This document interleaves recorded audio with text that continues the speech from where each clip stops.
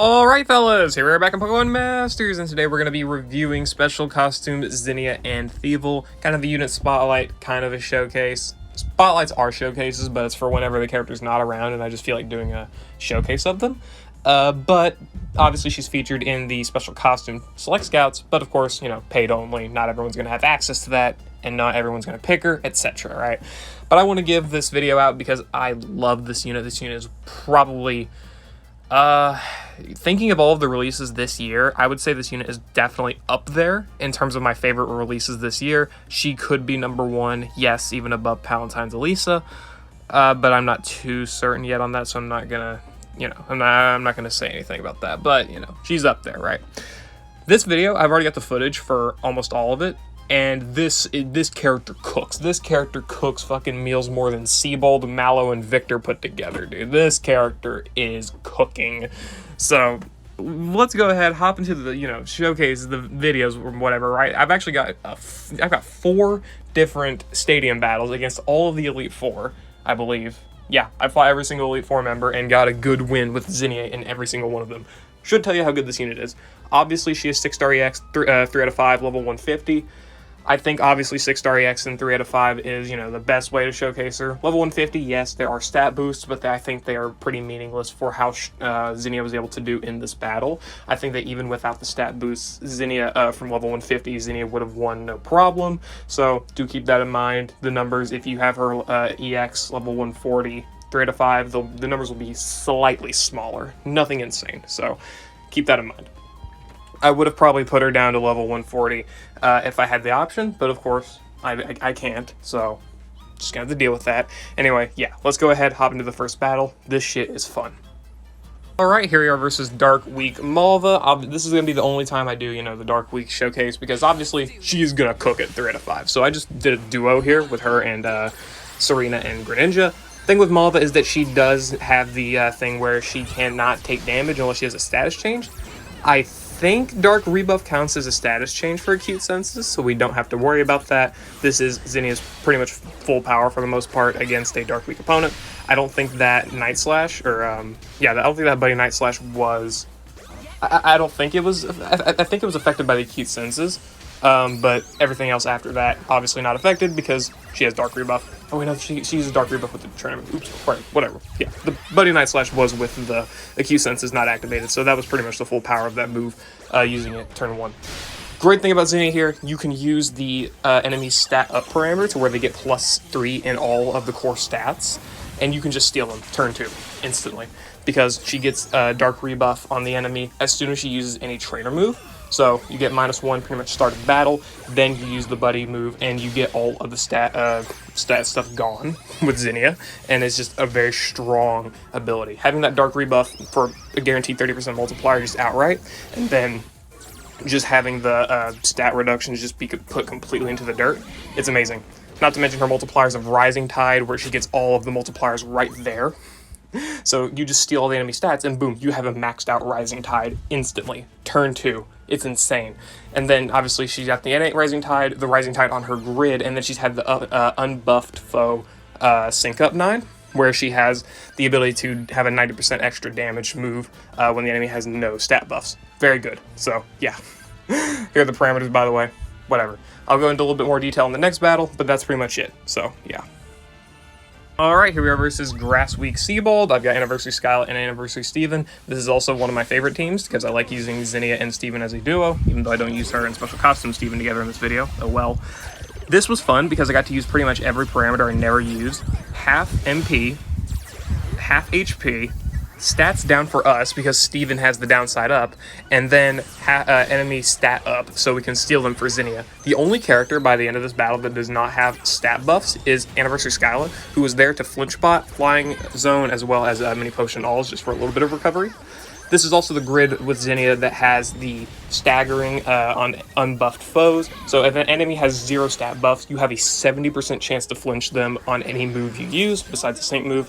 So that's a very strong ability, of course. You'll see that a little bit more whenever I do the Legendary Arena Showcase. We'll go against Cresselia. Not Cresselia. Actually, yeah, fuck it, Cresselia.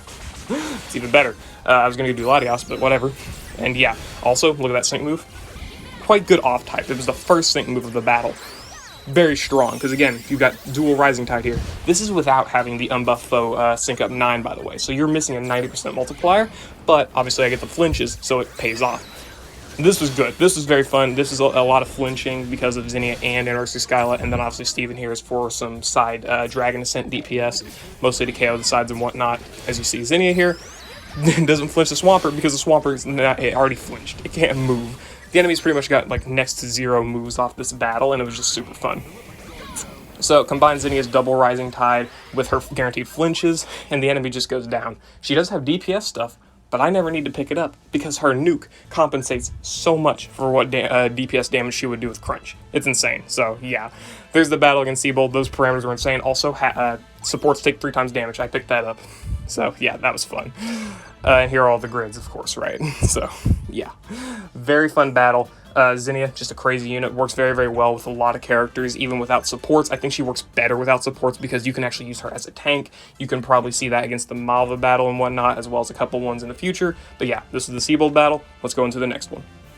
Here is the battle against Drasna. We've got Neo Champion Marnie, just because, you know, combine 2 Dark attackers, see what we get. This is mostly just for fun. We have the main character for some gauge acceleration as well as potion stuff. This was a fun battle as well. I did not use the flinching grid, though I think it probably would have been better for this battle, because I do think Drasna ended up getting some stat buffs by the end of it, so we did not activate the unbuff foe sync up 9, which is a little bit annoying, but we still get the really easy KO. Or that was against Wickstrom. I don't know which, but it's been a bit. But yeah, see, we steal all the stats. That is the best thing about this character, is that you can select those free 100 points just because you can steal the enemy stats. Obviously, turn 1, they may use a very annoying move, like a Surf or a Muddy Water or something, or just a high power move. You can reset, wait until they use a trainer move, and then steal the stats, and their next move will not hit nearly as hard, and Zinnia will be pretty much a wall by that point because she has +6 in both of her defenses. This is why I think Zinnia is probably better to run without a support if you can afford it, because you can use her as a tank, and you can afford to pick up the extra 100 points with the support extra damage parameter, right? So I think it just works out a little bit better. Maybe not against, actually, honestly, probably the same thing for a Legendary Arena. I think Zinnia can do just fine as a tank in that scenario, too. Very easy, very fun, right? Here we go, we get the Nidoking to take the damage, and we pretty much get to, you know, turn deny them. I didn't even try to. That was not even the point, that was not the goal. I did it on accident. So yeah, that was fun. Also, obviously, this is the first parameter of the battle, so they get stats down whenever an enemy faints. So we also had to, or got the ability to use that in order to have so the enemy does not buff their stats. Definitely very good. See, that's Drasna went for special attack. It canceled out because both of her sides were fainted, so she already had -2 in the special attack. And then we do 46,000 damage in nuking damage off type. Second sync.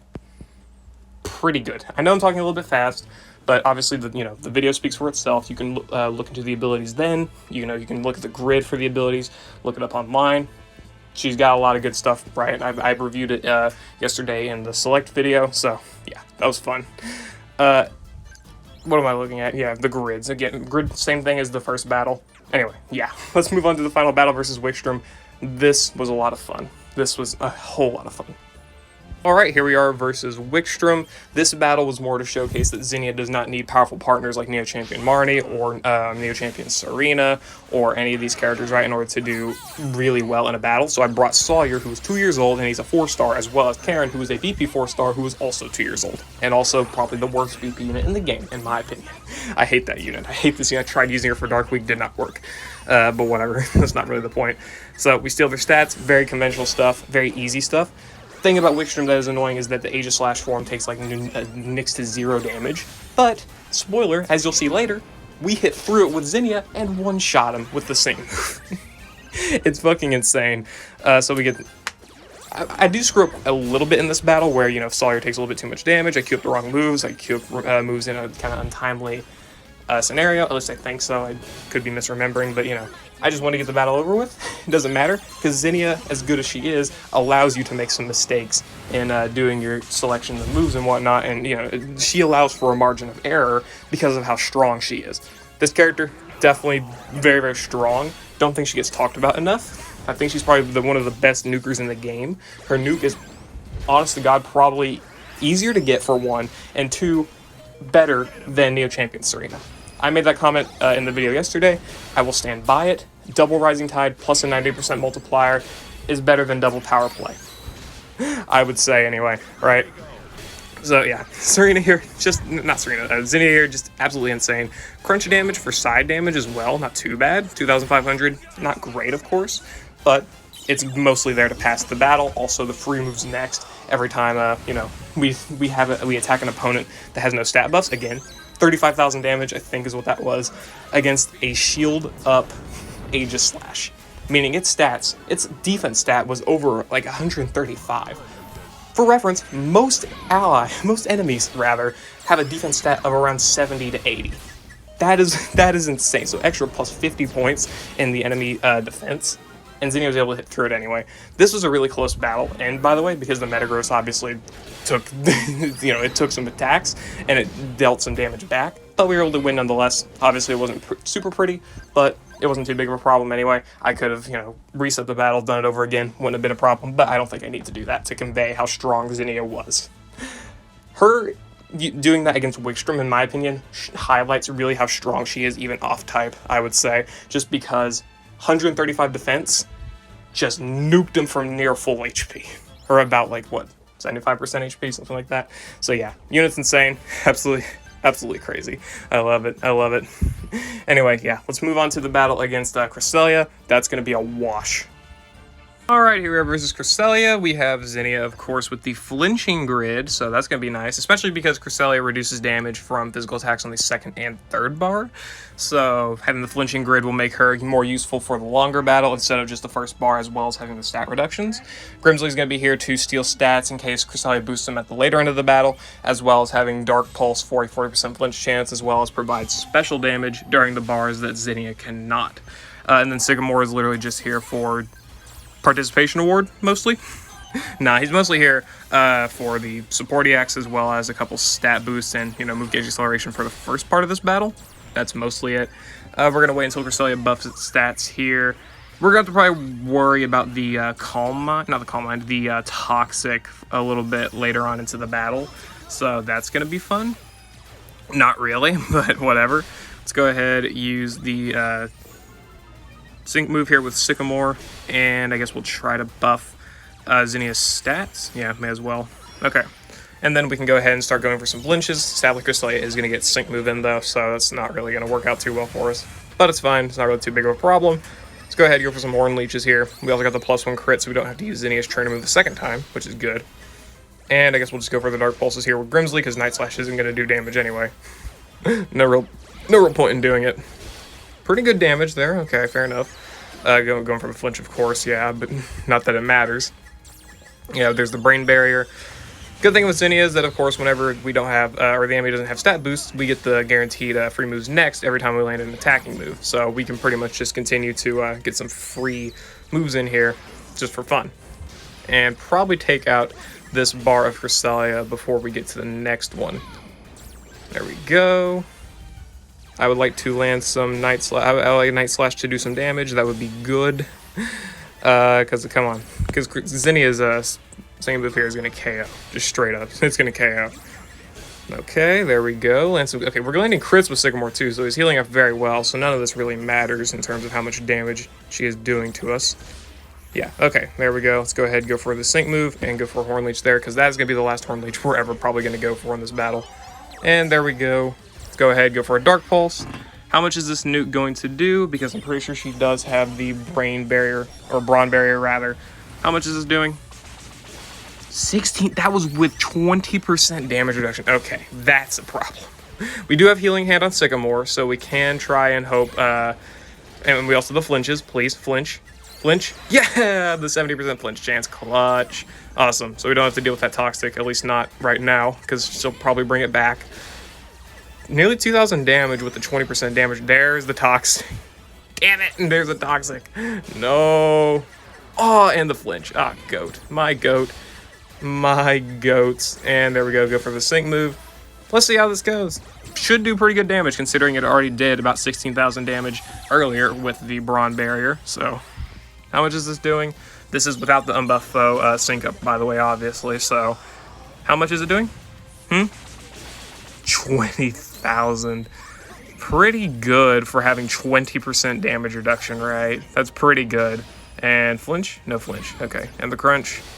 2,000 damage, flinch, no flinch. Okay, won't flinch, I guess. Okay, so we have flinch mitigation, but Sycamore's Moonblast KO it anyway, so no problem.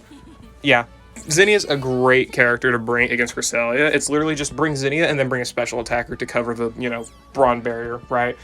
And you can get yourself a Cresselia clear whenever they start adding Cresselia to the Legendary Gauntlet, which, God, I am still dreading that. Even if you give me every character that debuffs, every character that mitigates stuff in the game, I will not want that fucker anywhere near me. Anyway, yeah.